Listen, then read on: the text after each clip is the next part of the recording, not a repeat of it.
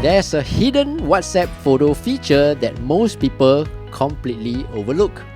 Once you know it, your photos will become more private and much safer. In today's video, I'll explain how this secret WhatsApp photo feature works. Let's get started.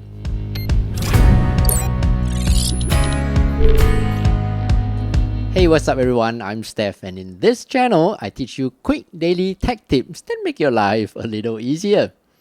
So let's say you're in a chat message with your friend. Tap on the plus icon to open up your photos and select the photo that you want to send. Tap on the grayed out icon on the right, which is indicated by a number 1 with a half circle. Make sure the grayed out circle is now full, and that means this option is activated. Then tap on the green arrow on the right to send it. So you see, instead of the usual picture that appears immediately, it will be a notification saying just photo. There you go.